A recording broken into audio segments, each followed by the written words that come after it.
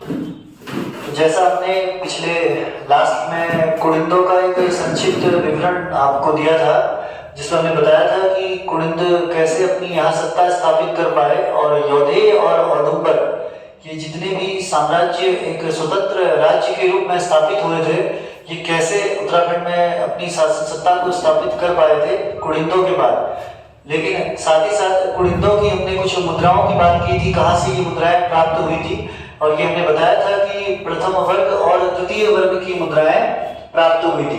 अब प्रथम वर्ग और द्वितीय वर्ग की मुद्राएं जो प्राप्त हुई थी, ये इन्होंने अपने हिसाब से तय की थी, और कहा जाता है कि फिर उसके बाद अलग अलग रूप में ऐतिहासिक स्थलों से इनकी मुद्राएं प्राप्त हुई है।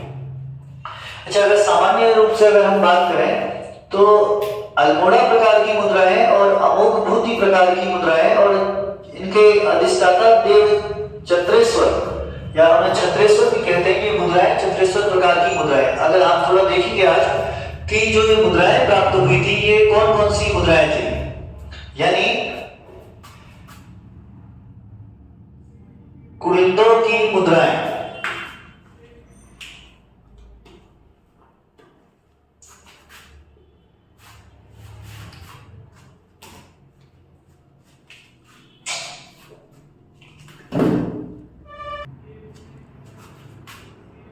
कुनिंदों की मुद्राएं, ये हमने बताया था कि कहां से प्राप्त हुई थी। आज हम देखेंगे कि कुनिंदों की मुद्राएं, ये कुनिंदों की मुद्राएं जो प्राप्त हुई है, कितने प्रकार की मुद्राएं इनके द्वारा जारी की गई थी। पहले प्रकार में आता है अमोघभूति प्रकार। पहला प्रकार है अमोघभूति प्रकार, अमोघभूति प्रकार की मुद्राएं। दूसरी मुद्रा आती है अल्मोड़ा प्रकार। दूसरी मुद्रा है अल्मोड़ा प्रकार, और इसकी तीसरी मुद्रा है चत्रेश्वर प्रकार। तीसरी मुद्रा चत्रेश्वर प्रकार। पहली मुद्रा अल्मोड़ा प्रकार, अमोघभूति प्रकार, अल्मोड़ा प्रकार और चत्रेश्वर प्रकार, ये तीन प्रकार की मुद्राएं जारी की गई थी कुनिंदों के समय में। ये तीन मुद्राएं कहां से प्राप्त हुई है, ये सब बातें आपको समझा रखी कि कहां से इनकी मुद्राएं प्राप्त हुई थी। अमोघभूति प्रकार की मुद्रा की अपनी एक अलग विशेषता है। अमोघभूति प्रकार की मुद्राओं की अगर बात की जाए तो ये दो प्रकार की मुद्राएं, एक ताम्र और दूसरी है रजत मुद्रा। अमोघभूति प्रकार की मुद्राएं ताम्र और रजत, इन दो स्थितियों में प्राप्त हुई है, एक ताम्र मुद्रा है और दूसरी रजत मुद्रा है। ये अमोघभूति प्रकार की मुद्रा की विशेषता है। दूसरा, अमोघभूति प्रकार की ताम्र और रजत मुद्राएं प्राप्त हुई है, और अमोघभूति में ही आप देखेंगे कि जो अमोघभूति प्रकार की मुद्रा है, इसमें लक्ष्मी और मृग के चित्र का अंकन किया गया है। लक्ष्मी और मृग के चित्र का अंकन मिलता है किसमें, अमोघभूति प्रकार की मुद्रा में लक्ष्मी और मृग के चित्र का अंकन मिलता है। अच्छा दोस्तों, एक बात ध्यान समझने की है, ये मुद्रा का रूप जो है, अगर आप इसको देखेंगे तो लक्ष्मी और मृग के चित्र का इसमें अंकन मिला है, और इसके चारों ओर यहाँ पर ब्राह्मी लिपि में एक मुद्रा लेख लिखा गया है। कहीं पर खरोष्टी भी कहते हैं इसे, ब्राह्मी लिपि का मुद्रा लेख।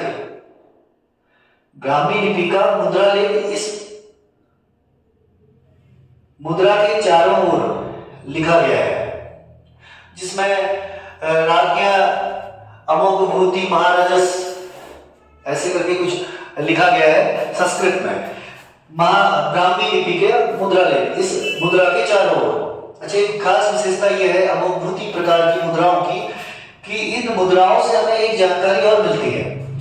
अमोघभूति ताम्र और रजत मुद्राएं जो प्राप्त हुई है अमोघभूति प्रकार की मुद्राओं की, इनमें लक्ष्मी और मृग के चित्र के अंकन के साथ साथ एक विशेषता इसमें और है।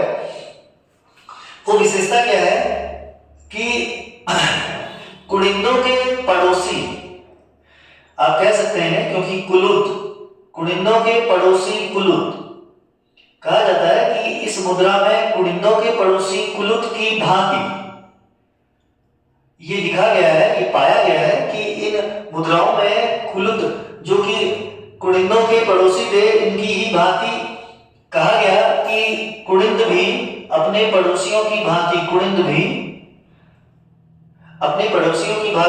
भी व्यापार प्रधान लोग थे। कैसे थे? व्यापार प्रधान लोग, यानी व्यापार के बारे में बताया गया, व्यापार प्रधान लोग। इन्होंने इनकी मुद्राओं में अनुभूति प्रकार की, अच्छा ये देखिए कि भारतीय मुद्रा में ये विशुद्ध भारतीय प्रकार की मुद्रा है। अगर देखा जाए तो अमोघभूति प्रकार की जो मुद्रा है, ये अगर कहा जाए तो ये विशुद्ध पहली सदी के अंत की विशुद्ध भारतीय मुद्रा, हम इसे कह सकते हैं। अमोघभूति प्रकार की मुद्रा को विशुद्ध भारतीय मुद्रा भी कह सकते हैं। क्यों? क्योंकि ये पहली सदी की ऐसी एक अनोखी मुद्रा थी, इसलिए विशुद्ध भारतीय। यानी इसमें आप देखेंगे किसी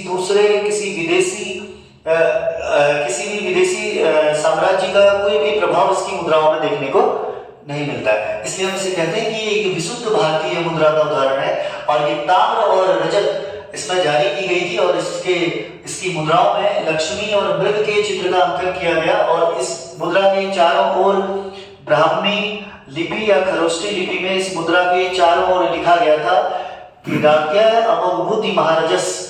ऐसे एक संस्कृत का श्लोक इसके चारों ओर लिखा गया है। और कौन सी लिपि में लिखा गया है? ब्राह्मी लिपि में लिखा गया है। और इस मुद्रा की विशेषता यह भी है कि इसके पड़ोसी जो थे, कुड़िंदों के पड़ोसी कुलु, इनकी ही भांति कुड़िंद भी व्यापार प्रधान लोग थे। इस मुद्रा से इस बात की जानकारी मिलती है।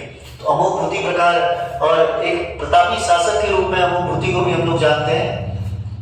दूसरा है अल्मोड़ा प्रकार। अच्छा, अल्मोड़ा प्रकार की अगर बात करें तो अल्मोड़ा प्रकार की मुद्राएं दो स्थानों से प्राप्त हुई हैं। पहली है कत्यूर घाटी, यह अल्मोड़ा के पास ही पड़ता है क्षेत्र, कत्यूर घाटी। और दूसरी अल्मोड़ा से, अल्मोड़ा मुख्य क्षेत्र से प्राप्त हुई है ये मुद्राएं। और इन दोनों को संयुक्त रूप से हम कह सकते हैं कि ये कैसी मुद्राएं हैं? अल्मोड़ा प्रकार की मुद्राएं हैं।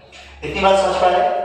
अल्मोड़ा प्रकार की मुद्राओं में कत्यूर घाटी और अल्मोड़ा, इन दोनों क्षेत्रों को संयुक्त रूप से हम कहते हैं कि अल्मोड़ा प्रकार की मुद्राएं हैं। अब इन मुद्राओं की भी अपनी अपनी विशेषता थी। जैसे अगर हम कत्यूर घाटी की अगर बात करें तो कत्यूर घाटी में टोटल अगर कुल संख्या में अगर बात करें तो 54 मुद्राएं कुड़िंदों की मिली हैं। कितनी? 54। 54 मुद्राएं कुड़िंदों की प्राप्त हुई हैं। और इन 54 मुद्राओं में से एक मुद्रा, एक आसेक, कोई राजा आसेक कुड़िंद रहे होंगे, एक आसेक की और एक शिवदत्त की। और शेष मुद्राएं जो कत्यूर घाटी से प्राप्त हुई हैं, इन शेष मुद्राओं में शेष मुद्राएं गौमित्र की हैं। किसकी हैं? गौमित्र की। शेष मुद्राएं गौमित्र की, ये ध्यान रखना है। पहली मुद्रा, अच्छा, 54 मुद्राओं में से एक आसेक की मुद्रा है, कुड़िंद में कोई राजा रहे होंगे। दूसरी है शिवदत्त की, इसकी भी एक मुद्रा प्राप्त हुई है। और शेष मुद्राएं किसकी हैं? गौमित्र की मुद्राएं। तो अल्मोड़ा प्रकार में अगर आप विशेष रूप से देखें तो कत्यूर घाटी क्षेत्र और अल्मोड़ा, ये दो क्षेत्रों से मुद्राएं प्राप्त हुई है। अच्छा, अगर अल्मोड़ा की अगर बात करें तो अल्मोड़ा विशेषता क्षेत्र से जो मुद्राएं प्राप्त हुई हैं उनमें किसका नाम मिलता है? एक मिलता है शिवपालित, शिवदत्त और हरिदत्त।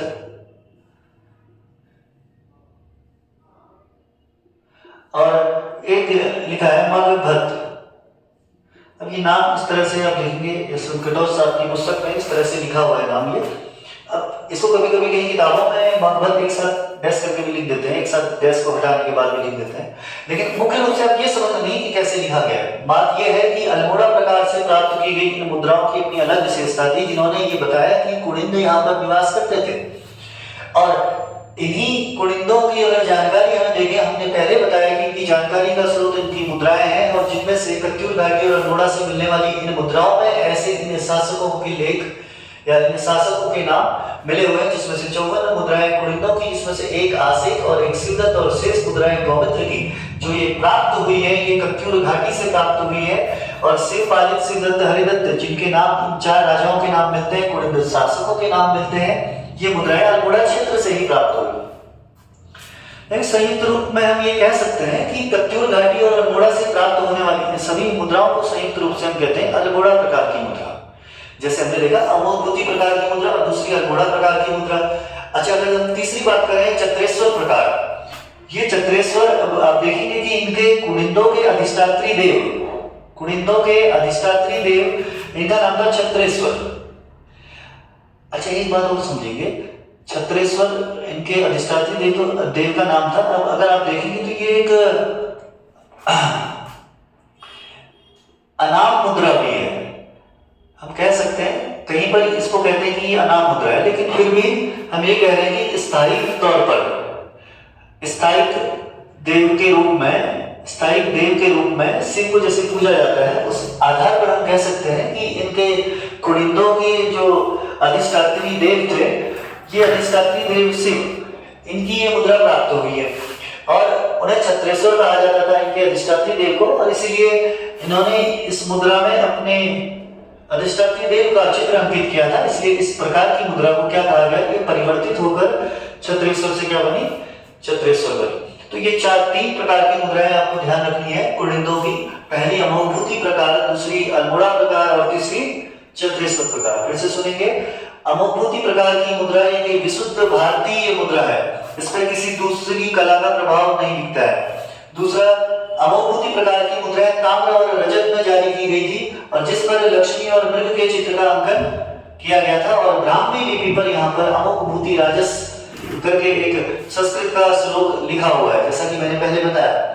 और इस मुद्रा, इस अमोघभूति प्रकार की मुद्रा की विशेषता यह है कि इसके पड़ोसी कुलुत की भांति इसमें उल्लेख मिलता है कि कुनिंद भी व्यापार प्रधान लोग हुआ करते थे, यानी जैसे इसके पड़ोसी कुलुत थे, आगे जाकर देखेंगे इस वंश की स्थापना भी हुई थी, और इसका उल्लेख कुलुत वंश का उल्लेख हम बृहद संहिता और मुद्रा राक्षस में भी देखते हैं। तो पड़ोसी और कुलुत की भांति कुनिंद भी व्यापार प्रधान लोग हुआ करते थे, ऐसा कहा गया है। कुनिंदों के पड़ोसी कुलुत, बाद में उन्होंने सत्ता स्थापित की, लेकिन स्थापित करने से पूर्व भी हम ये मान सकते हैं कि कुलुत जो इनके पड़ोसी थे, उन्हीं की भांति कुनिंद भी क्या थे, व्यापार प्रधान लोग थे। क्यों? क्योंकि कुलुत के बारे में ही कहा गया है कि व्यापार प्रधान लोग थे। ऐसी तुलना कुनिंद से भी की गई है, लेकिन अब उदाहरण क्या लिया, कुलुत, पड़ोसी का उदाहरण लिया, तो पड़ोसी होशियार है तो हम भी होशियार हैं। अल्मोड़ा प्रकार, दूसरा कत्यूरी घाटी और अल्मोड़ा, यहाँ से अल्मोड़ा से 3 मुद्राएं प्राप्त हुई। ऐसे कत्यूरी घाटी से 54 मुद्राएं कुनिंदों की प्राप्त हुई है, जिसमें से एक आसेक की, एक शिवदत्त की और शेष मुद्राएं गौमूत्र की प्राप्त हुई है। इनको हम संयुक्त रूप से कत्यूर घाटी और अल्मोड़ा से प्राप्त मुद्राओं को संयुक्त रूप से अल्मोड़ा प्रकार मुद्राओं के नाम से जानते हैं। अच्छा, दूसरी बात अगर देखें तो छत्रेश्वर प्रकार, हमने कहा कि ये स्थायी देव के नाम से हम मान सकते हैं कि एक स्थायी देव जैसे शिव, और कहीं कहीं पर इसे अनाम मुद्रा भी कहा गया है क्योंकि नाम नहीं लिखा गया है, लेकिन फिर भी स्पष्ट रहा कुनिंदों के अधिष्ठाता देव छत्रेश्वर के नाम पर, छत्रेश्वर की फोटो इस पर लगी हुई होगी या चित्र का अंकन किया गया होगा, इस कारण इसका नाम क्या पड़ा, छत्रेश्वर प्रकार पड़ा। यहां तक बात समझ में आई। तो ये थे कुनिंदों की मुद्राएं। अब अगर बात करें कुनिंदों की मुद्राओं के बाद, कुनिंदों की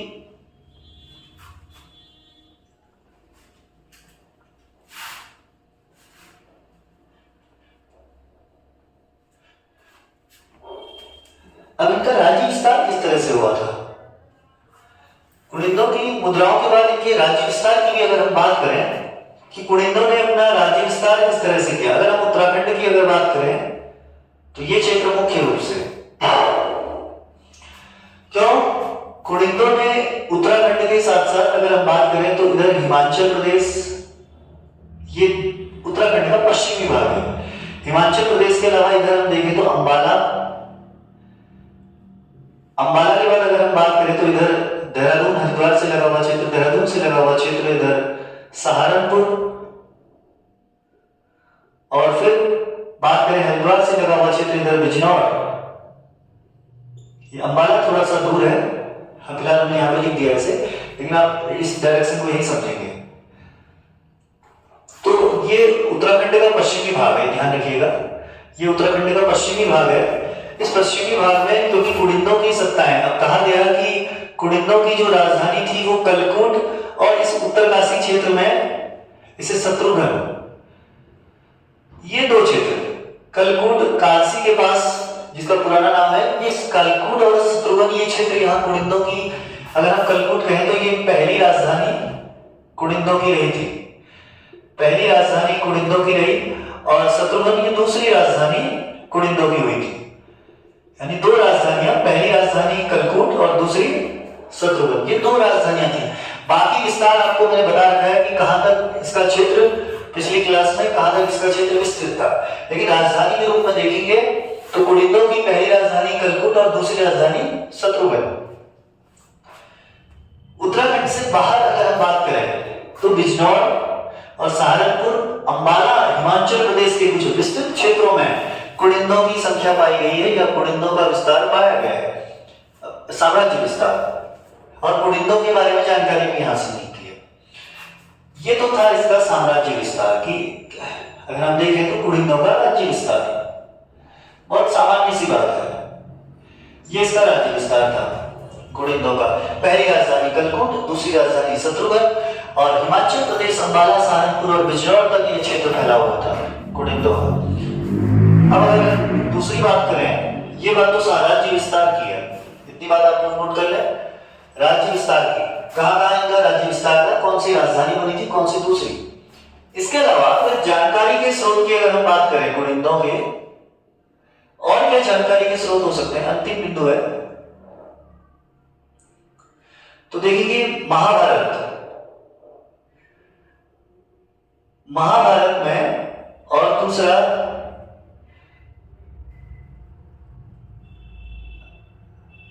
वन पर्व, महाभारत और वन पर्व में कुड़िंदों की जानकारी मिलती है। इसके अलावा अगर हम देखें तो अष्टाध्यायी, अष्टाध्यायी में भी कुड़िंदों के विषय में जानकारी मिलती है, वन पर्व से भी मिलती है, अष्टाध्यायी से भी मिलती है और महाभारत से भी मिलती है। अगर किसी विदेशी की अगर हम बात करें, कोई विदेशी अगर हो, विदेशी लेखकों में एक मुख्य है टालमी, टालमी ने कुड़िंदों के विषय में जानकारी दी है। विदेशी लेखकों में अगर हम विदेशी लेखक की बात करें तो विदेशी लेखकों में किसने जानकारी दी है, टालमी ने, कुड़िंदों की जानकारी टालमी ने दी है। और महाभारत में तो कुड़िंदों के लिए द्विज शब्द का प्रयोग किया गया है। द्विज शब्द का प्रयोग किसके लिए किया गया, कुड़िंदों के लिए।